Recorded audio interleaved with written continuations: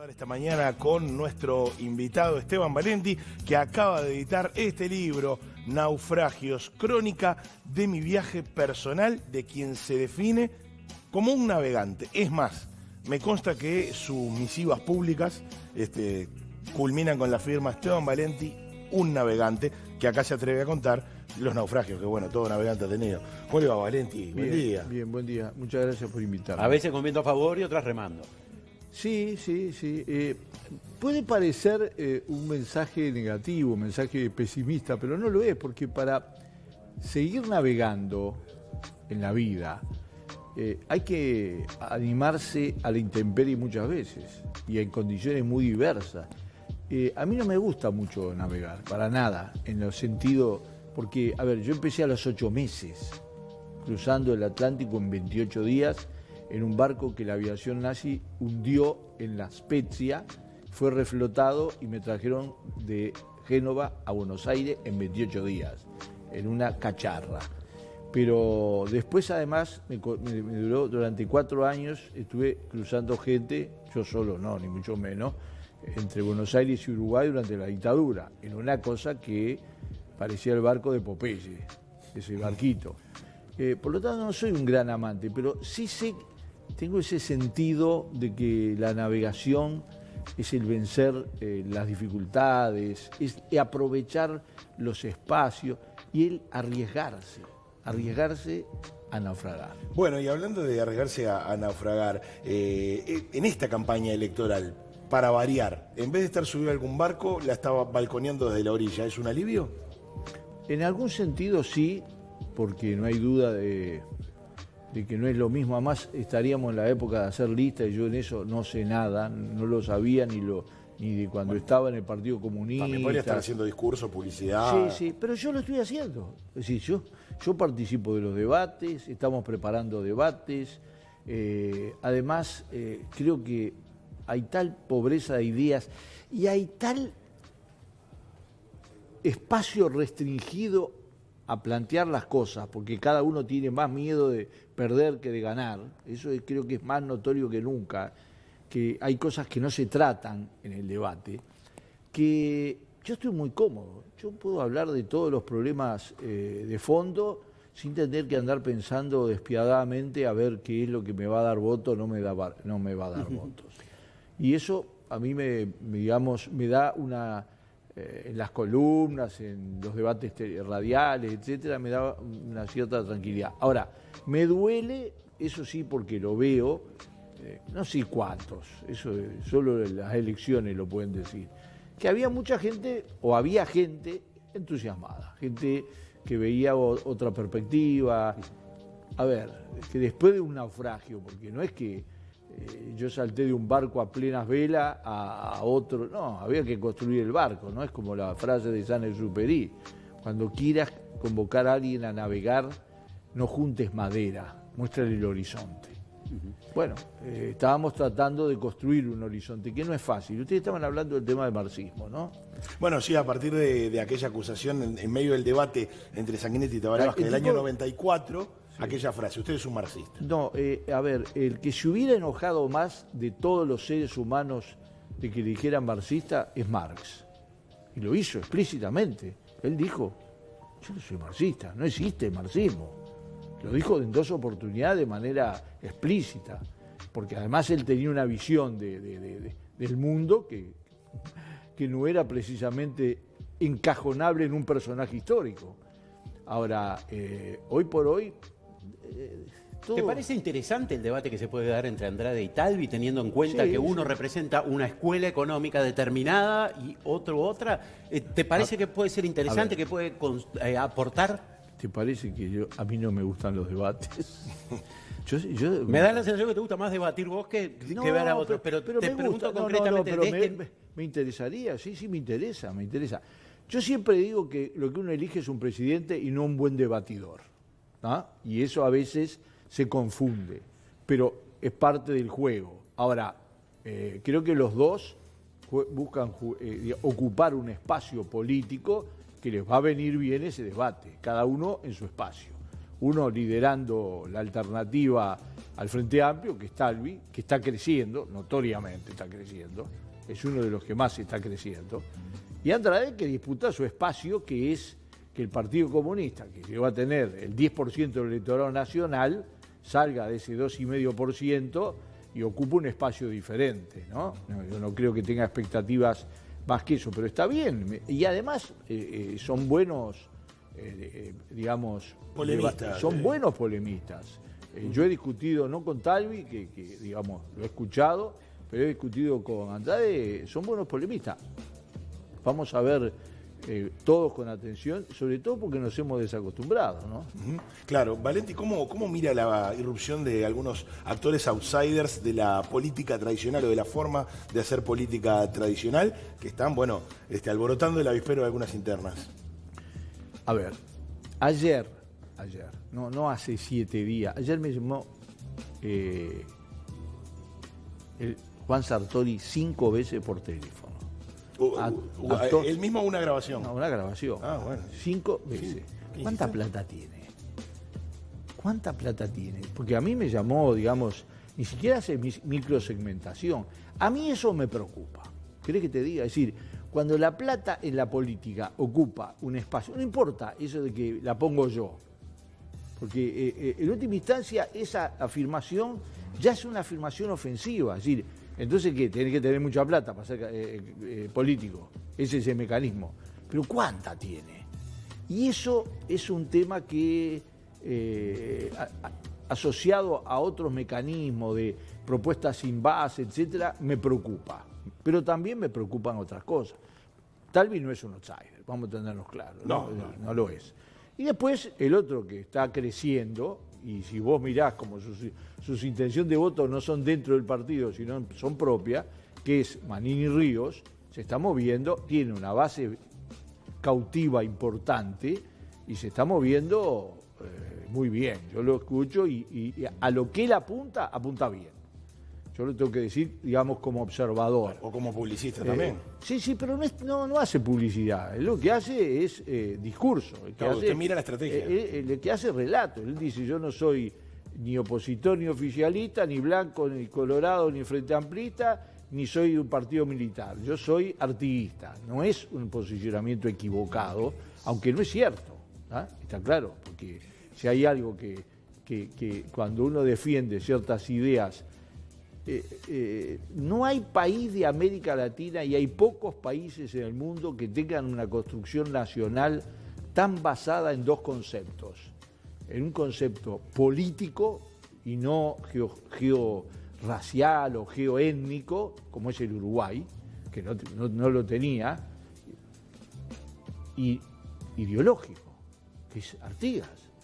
Fíjense ustedes toda la trayectoria de Artigas y compárenlo con la logia Lautaro y todos los libertadores del Pacífico y van a ver que es absolutamente no hay nadie que se le pueda comparar.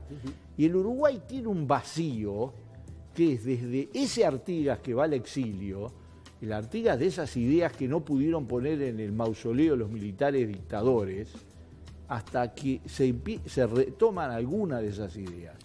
Y además ideas que eran profundamente revolucionarias. Piensen solo una cosa, ¿de dónde las tomó? Porque no es que era un intelectual, las tomó de la Revolución Americana y de la Revolución Francesa. Y eso, a ver, le da un significado extraordinario. Esteban, de todos los naufragios seguramente abordás en... Qué contradicción, ¿no? Abordar un naufragio. Sí, no, pero... Bueno. Abordás en tu libro. ¿Cuál ha sido el que más te costó recuperarte o tal vez no te hayas recuperado? No me he recuperado. En realidad el título es porque mi vida política... el libro cuenta 2 etapas de mi vida. Hasta que tenía control mis padres, o lo que no sé, la providencia, que fue muy difícil, muy dura. Piensen que yo los 6 años de escuela los hice en 11 escuelas. Mi vida en la Argentina, mi relación con el peronismo cuando tenía 7 y 8 años, con los bombardeos de Plaza de Mayo y el golpe de Estado, todo ese periodo hasta que descubrí el Uruguay, hasta que vine a vivir el Uruguay y decidí que el Uruguay era mi tierra, ¿no? Porque además cuando uno emigra siempre tiene ese problema, nunca encuentra definitivamente.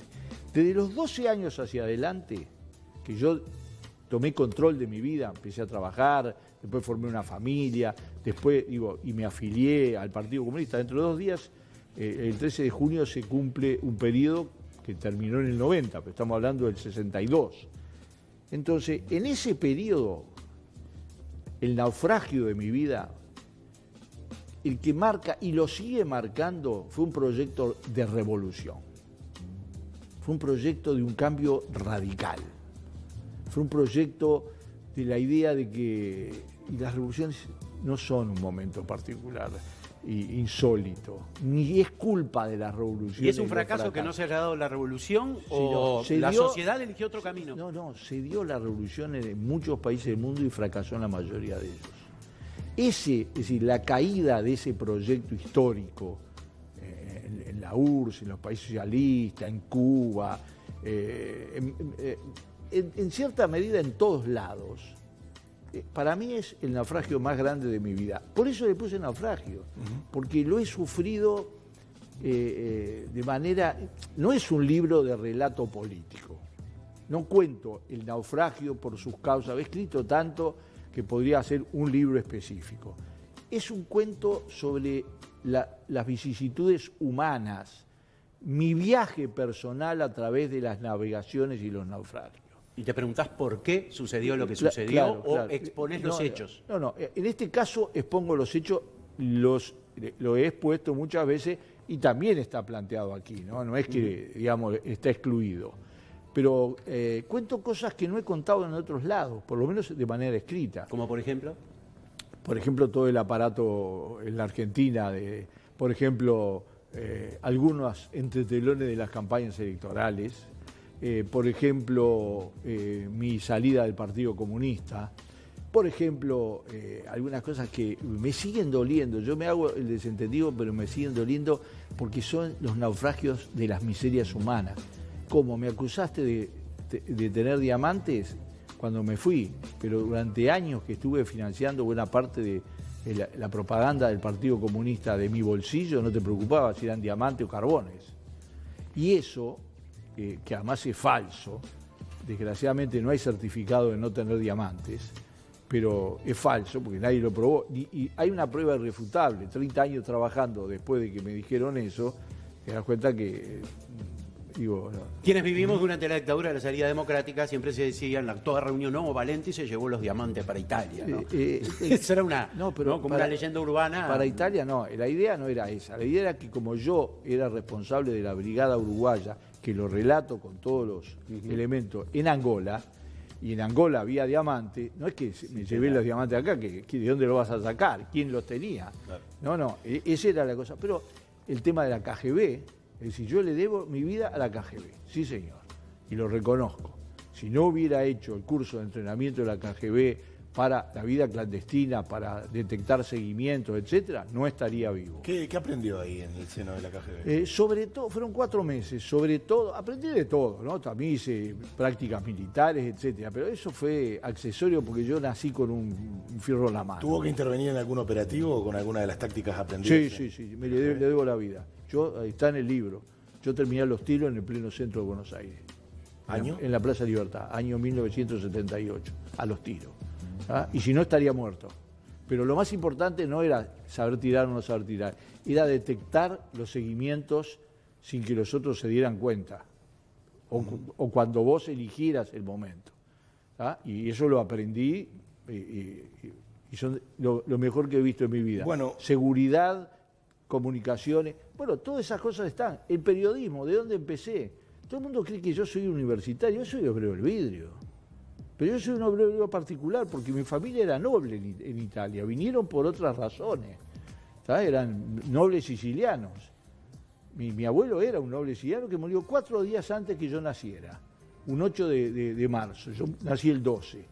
Pero yo después, mi vida, hasta que tengo, digamos, hasta que me fui del exilio, digamos, hasta que me fui a la Argentina, que no me fui exiliado, porque fui a cargo de un aparato político-militar del Partido Comunista, todo eso lo relato como los viajes y los naufragios.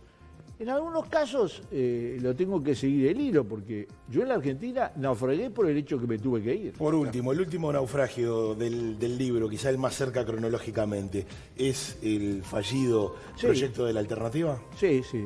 Lo presentamos hoy. Sí, vamos a aprovechar Lo presentamos hoy en Puro Verso. En Puro Verso, en Cuareim y 18 de julio. Con Emiliano Cotelo, con Juan Grompone y Fernando Olivari. 19 horas. 19 horas. Efectivamente, incluso está presente, porque lo había escrito, tenía otro final el libro. Me imagino. Y efectivamente me había jugado. Los errores, los naufragios no siempre son producto de... La mayoría de las veces no es el viento y los huracanes, son los errores. ¿Y qué le quedó de ese naufragio? Y bueno, me quedó poco. La verdad que muy poco. ¿Navegantes? Mi error... No, nosotros seguimos trabajando, yo le iba a preguntar eso, seguimos reuniendo. ¿Pero van a apoyar alguna candidatura?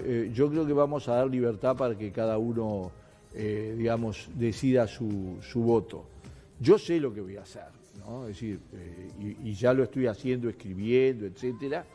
Pero, a ver, comparado con los naufragios producto de la furia de los elementos históricos que yo viví, con la caída del muro de Berlín arriba mío yo era dirigente y yo era de Partido Comunista y tenía una responsabilidad. Comparado con esto, ¿qué quieres que te diga? ¿Qué crees que va a pasar en octubre? Creo que van a ganar los que está previsto que ganen. Puede haber sorpresas de todas maneras. Creo que Talvi puede ganar la interna colorada, eso lo dan las encuestas. Yo tengo un sistema, porque después de tantos años de hacer campaña, que es un sistema de algoritmo que te permite, en base a todas las encuestas y a los antecedentes de las encuestadoras, hacer una medición de las tendencias. ¿Y qué le da? La tendencia da que seguro que gana Martínez en la interna del Frente Amplio. Medio seguro, pero bastante seguro, es que gana la interna del Partido Nacional, con una sorpresa porque está creciendo y porque además está midiendo el grado de desprestigio de la política uruguaya, que es Juan Sartori. Yo me quedé asombrado el sábado pasado. Caminé toda la Rambla con Selva y vimos 3 banderas. En todos los edificios de la Rambla. 3 banderas y 5 coches con una caravana que estaba por partir de el general Manini Ríos. No es un panorama. Hoy leo en la prensa, ustedes lo leyeron, que el 37% de los uruguayos no sabe que hay elecciones dentro de 2 semanas y media. O sabe que hay elecciones, pero no sabe la fecha. Bueno, casi nada. ¿Qué te parece? En Uruguay, el país más politizado de América Latina. Esteban Valenti, muchas gracias, felicitaciones por la edición de Naufragios, crónica de mi viaje personal de Editorial Sudamericana, y gracias por estos minutos de charla Mundo Uruguay.